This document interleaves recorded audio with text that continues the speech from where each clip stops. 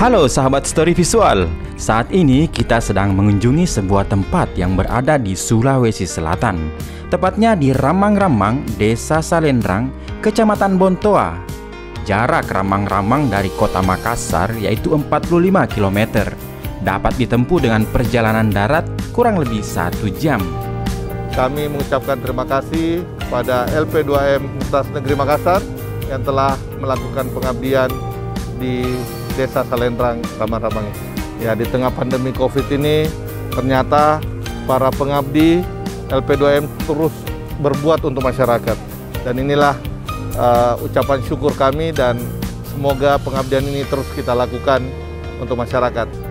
Ramang-Ramang terkenal dengan pesona pegunungan batuan kars yang menjadi salah satu objek wisata andalan di Kabupaten Maros. Gugusan kars yang ada di Ramang-Ramang menjadi salah satu kars terbesar di dunia dan telah diakui sebagai warisan geopark dunia oleh UNESCO. Pesona wisata Ramang-Ramang dapat dinikmati melalui sensasi pengalaman berperahu menyusuri Sungai Putih yang dikelilingi oleh pegunungan batuan.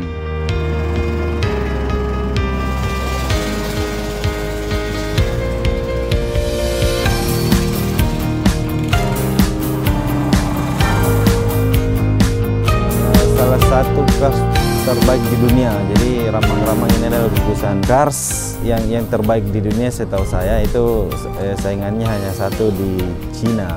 Menariknya karena Ramang-Ramang terkenal itu satu hutan batunya, kemudian biasanya kan hutan itu pohon ditumbuhi dengan pepohonan dan kayu segala macam. Kalau di Ramang-Ramang ini betul-betul hutan batu, jadi kita kayak masuk ke dunia yang lain. Banyak stalaktit, stalaktit, dan ini pasti sudah terbentuk sejak jutaan tahun yang lalu. Saya selalu exciting kalau ke Ramang-Ramang karena ini gugusan kars ini menurut saya adalah salah satu yang perlu dijaga. Seperti yang kita tahu bahwa penelitian terakhir sekarang, lukisan tertua di dunia itu kan ditemukan di kawasan sini, kawasan di Liantedonge. Liantedonge itu bagian dari gugusan kars yang bersambung dengan Ramang-Ramang.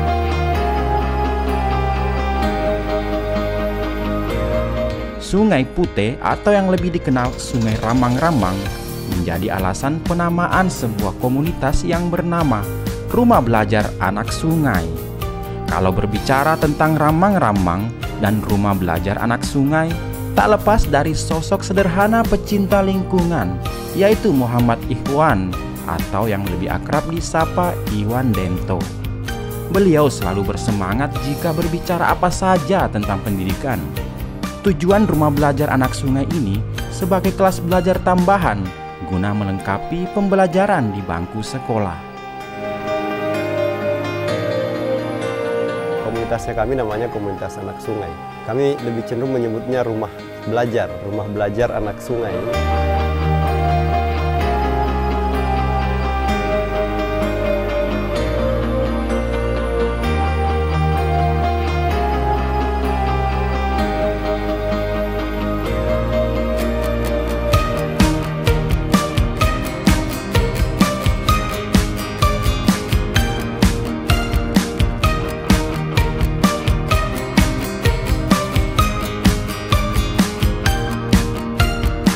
Salah satu tujuan pembelajaran di sini adalah mencoba mensempurnakan proses belajarnya anak-anak kita di sekolah, bahwa tidak bisa kita mengharapkan semua kebutuhan kecerdasan anak-anak itu ke sekolah. Mesti ada usaha kolaboratif yang dilakukan oleh semua pihak. Nah, kebetulan yang kami bisa lakukan adalah membuat kelas-kelas tambahan untuk anak-anak di sini. Sementara ini kami punya 4 kelas.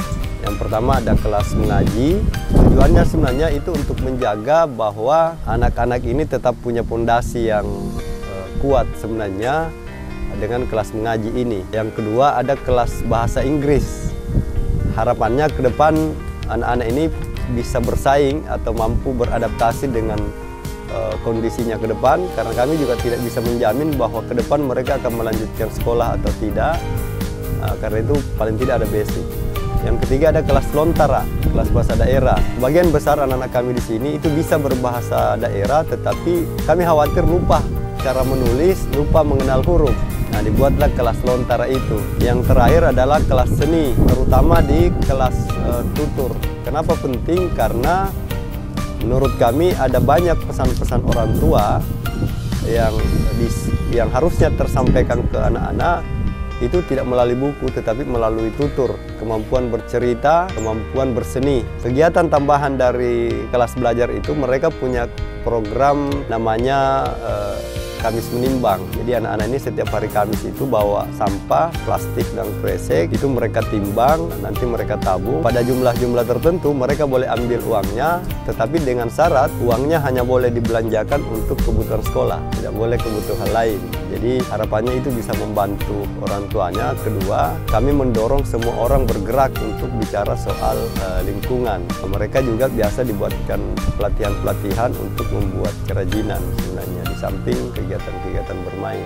Sebenarnya sebelum COVID, jumlah murid kami itu sampai sekitar 50-60 orang. Sudah ada beberapa dari luar desa, hanya setelah COVID ini kami batasi. Dan itu kelas ketiga yang mereka pindahi karena beberapa kelas sebelumnya sudah mulai tidak muat. Kayaknya kami akan ke kelas keempat ini karena mulai juga tidak muat. Kedepan mungkin kami berencana untuk melakukan penambahan kelas itu untuk mereka. Jadi rencananya nanti akan kami gabung kelas sekaligus sanggar. Mereka boleh belajar, praktek juga di situ. Yang kedua, anak-anak ini di sela-sela waktu menunggu guru, biasanya mereka butuh kegiatan bermain. Kami memang masih terbatas di situ, jadi masih cenderung mereka main-mainnya yang agak ngeri-ngeri Pak. Masih lari-lari di gunung, manjat-manjat pohon.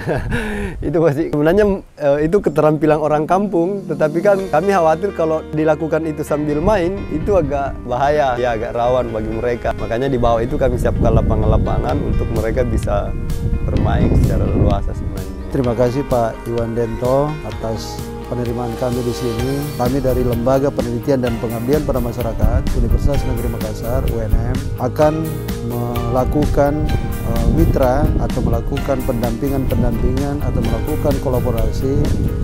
Apa yang dilakukan Pak Iwan di sini sangat luar biasa, apalagi terkait dengan sekolah alam, kemudian ada perpustakaan alam, kemudian ada memang ramuan-ramuan yang memang tidak ada di tempat lain, seperti tadi kopi gula merah, kemudian satu itu yang paling ini sudah pernah masuk di cake ini, bunga telang, kemudian ada juga memang sekolah-sekolah yang memang mengumpulkan anak-anak di sini yang sehingga dilakukan pembelajaran atau memberikan keterampilan-keterampilan sehingga nantinya bisa menghasilkan sesuatu, apalagi bisa menghasilkan uang untuk membantu kehidupan keluarganya. Tahun berikutnya dan akan saya programkan, izin Pak Iwan akan melakukan kegiatan nanti kolaborasi antara masyarakat di sini, dan memang apa kira-kira kebutuhan dan diinginkan masyarakat di sini, kemudian saya arahkan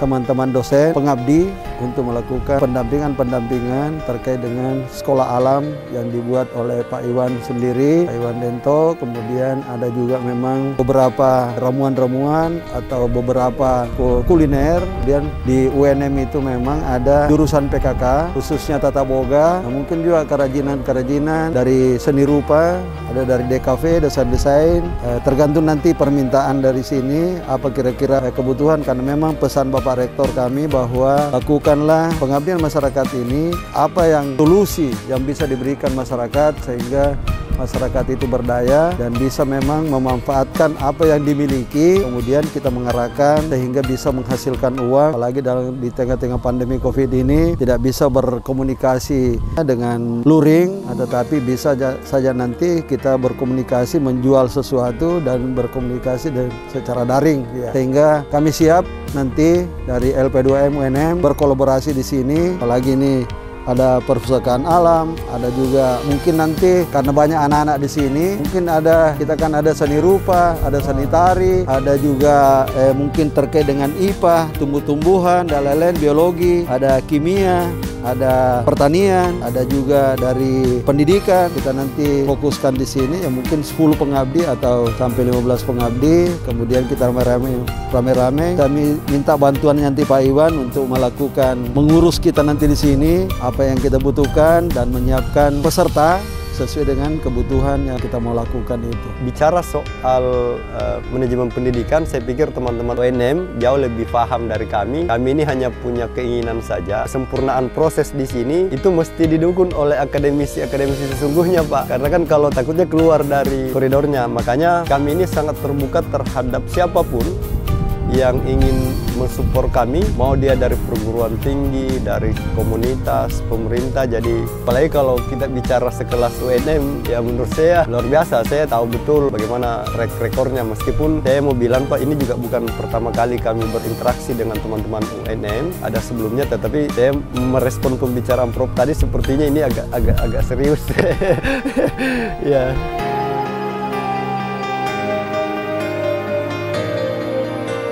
Universitas Negeri Makassar melalui Lembaga Penelitian dan Pengabdian Masyarakat LP2M UNM akan melakukan kolaborasi kegiatan pengabdian masyarakat dengan Rumah Belajar Anak Sungai.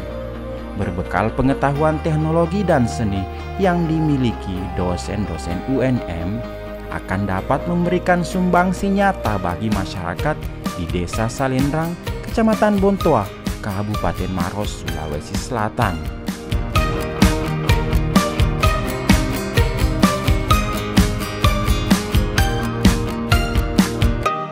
Kawasan Desa Wisata Ramang-Ramang menjadi salah satu lokasi pengabdian terpadu UNM di tahun 2021. Kegiatan pengabdian dihadiri oleh Bupati Kabupaten Maros, Kepala Dinas Pariwisata, dan segenap masyarakat di Desa Salendrang, Kecamatan Bontoa, Kabupaten Maros, Sulawesi Selatan.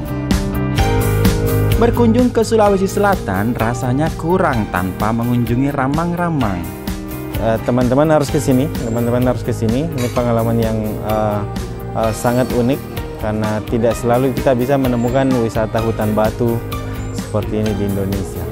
Jangan lupa menikmati juga es jeruk bunga telang buatan Daeng Iwan Dento dari Rumah Belajar Anak Sungai. Sampai jumpa pada video selanjutnya. Salam maki, salam sehat untuk semua sahabat story visual dimanapun Anda berada.